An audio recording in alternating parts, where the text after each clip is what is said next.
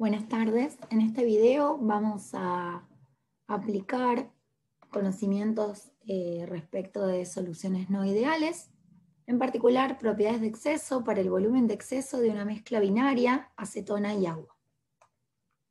Se solicita preparar 3.000 mililitros de una mezcla 80% en peso de acetona más agua a 298 Kelvin.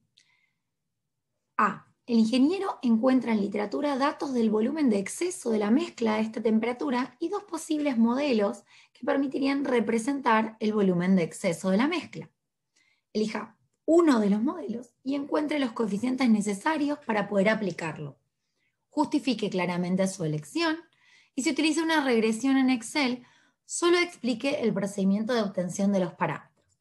A continuación, nos listan los dos modelos, A y B, y los datos experimentales de la mezcla agua y acetona a 298 Kelvin. También nos piden calcular la masa necesaria de cada compuesto para lograr el volumen de solución requerido, que son los 3.000 mililitros. Y por último, para conocer el comportamiento de la mezcla ante pequeños cambios en la composición, se solicita hallar la expresión del volumen molar parcial del compuesto 1 en la mezcla. Además, contamos con los datos de compuesto puro a la temperatura de 298 Kelvin, es decir, con la densidad del agua y la acetona a esta temperatura. Bien, lo primero en lo que vamos a trabajar es en elegir uno de los dos parámetros, uno de los dos modelos, que nos proveen en la consigna, y para eso lo que tenemos que tener en cuenta es si los modelos son consistentes termodinámicamente. Las propiedades de exceso son propiedades que nos permiten evaluar el efecto de no idealidad de soluciones, es decir, que solamente tienen un sentido físico cuando existe una mezcla de, en este caso, dos compuestos. Si eso es así, en los extremos, los volúmenes de excesos, sabemos que deben valer cero, ya que a concentración infinita, es decir, a fracción molar x1 igual 1, el volumen de exceso de la mezcla debe ser 0 y también debe serlo para dilución infinita del compuesto 1, es decir, con la fracción molar x1 tendiendo a 0. Si hacemos esa cuenta, esto es lo que acabo de decirles, si hacemos esa cuenta tanto para el modelo A como para el modelo B, vemos que el modelo A representa los extremos de dilución y concentración para el compuesto 1, ya que nos da 0 en ambos extremos, pero para el compuesto B, en el caso de que el compuesto 1 esté concentrado, es decir, que la fracción molar del compuesto 1 sea 1, llegamos a un valor que no es 0, sino que es función del valor de los coeficientes A0, A1 y A2. Entonces, el modelo presentado como modelo B no cumple con una de las reglas que nosotros sabemos debe cumplir un modelo de volumen de exceso, que es representar los compuestos puros de la solución no ideal. Con esto justificamos la elección del modelo A por encima del modelo B, ya que el modelo B no obtiene un 0 en el extremo de concentración para el compuesto 1. Además, si nosotros graficamos los datos experimentales, vemos que estos sí tienden a los valores de B de exceso igual a 0, tanto para x1 igual 0 como para x1 igual 1. Ahora bien, para esto nos dirigimos a una planilla en el programa de Excel, donde vamos a copiar los datos de la consigna, ¿sí? Donde tenemos la fracción de acetona molar y el volumen de exceso. Ahora bien, si miramos la expresión del modelo seleccionado, vemos que es una función cuadrática respecto de 1 menos 2 veces la fracción molar de x2 por x1 y x2. Ahora bien, como nosotros tenemos un set de datos, podemos para cada uno de ellos hallar cada una de las dos fracciones, ya que nos dan como dato la fracción molar de la acetona. También podemos, para cada uno de los datos, hacer el cociente del volumen de exceso, que es dato, con el producto de ambas fracciones. Y de esta manera encontrar el valor de cada uno de ellos, que sabemos que debe tener un comportamiento cuadrático con la expresión 1 menos 2 veces la fracción molar del agua. ¿Sí?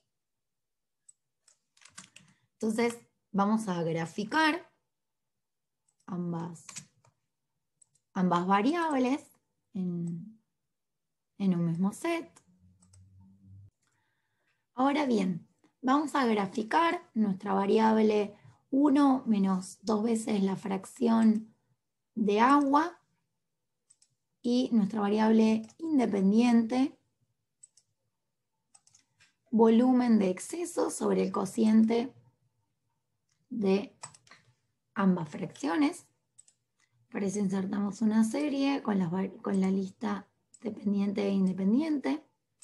Y además de graficarla, vamos a obtener la regresión, ¿sí? Agregando línea de tendencia no lineal, sino polinómica de grado 2, porque vemos que la expresión resultante es una parábola. Y le vamos a pedir que nos presente la ecuación en el gráfico. También podemos evaluar el R, que vemos que está por encima de 0,9, con lo cual sabemos que el modelo representa a los datos de una manera adecuada. Y a partir de estos coeficientes que obtiene el programa Excel, podemos obtener los solicitados A0, A1 y A2, donde A0 corresponde al coeficiente de tipo término independiente en nuestra parábola, que es menos 6,0006, A1, que lo encontramos en el término lineal de la expresión, que es 2, y A2, que lo encontramos como el coeficiente del término cuadrático, que es menos 0,71. Bien, estos coeficientes son la respuesta junto con el modelo seleccionado al inciso A del problema, que nos pedía seleccionar un modelo y encontrar los coeficientes para poder utilizarlo. Ahora bien, en la segunda parte del problema se solicitan preparar 3.000 mililitros de una mezcla al 80% en peso de acetona y agua a la misma temperatura. Entonces la pregunta es cuánto debemos agregar de cada uno de los compuestos para lograr el volumen de solución solicitado. Recordemos que la solución no es una solución ideal y que los posibles comportamientos pueden ser que el volumen de exceso sea positivo y que tengamos una expansión, o que el volumen de exceso sea negativo y tengamos una contracción, ya que dijimos que no es una solución ideal. Bien, para realizar el cálculo, nosotros tenemos tanto el volumen de exceso como el volumen de mezcla ideal en función de las fracciones molares de los compuestos. Como el problema nos da una fracción en peso, lo primero que vamos a hacer es pasar la fracción molar a fracción en peso, relacionándolo con los pesos moleculares del agua y la acetona. Una vez que tenemos las fracciones en peso, podemos hallar el volumen de exceso, que es solamente función de la fracción molar, y nos da en este caso menos 1,45 mililitros por mol. Es importante recordar que las expresiones de volumen de exceso se expresan como propiedades intensivas, es decir, que van a tener unidades de volumen por mol, o en algún caso podría ser de volumen por gramo si lo especificase el problema. Además, podemos encontrar el volumen ideal de mezcla como el producto de cada una de las fracciones molares por el volumen específico del compuesto puro, el cual obtenemos a partir de la inversa de la densidad y con el peso molecular de cada uno de los compuestos. Considerando la suma de estos dos términos, obtenemos el volumen de mezcla no ideal, que en este caso es menor al volumen de mezcla ideal, tanto porque vemos que tiene un valor negativo el volumen de exceso, como al ver que el volumen total es menor al volumen de solución ideal, es decir, que la mezcla sufre una contracción respecto al de la solución ideal. Si bien encontramos el volumen específico, no hallamos la masa de cada uno de los compuestos. Para eso tenemos que continuar y obtener el número de moles que necesita esta mezcla para llegar a los 3.000 mililitros, haciendo el cociente entre este volumen y el volumen específico de la mezcla, y luego multiplicamos el número de moles totales por la fracción de cada uno de los compuestos, ya sea agua o acetona, y lo dividimos por el peso molecular de este compuesto para obtener la masa requerida de cada uno de ellos.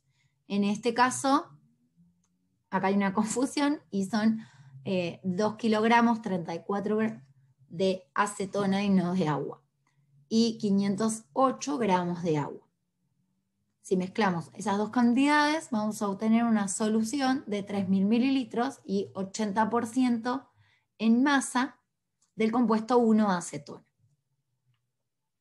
Por último, para conocer el comportamiento de la mezcla ante pequeños cambios en la composición, nos solicitan que evaluemos el volumen molar parcial del compuesto 1 en la mezcla.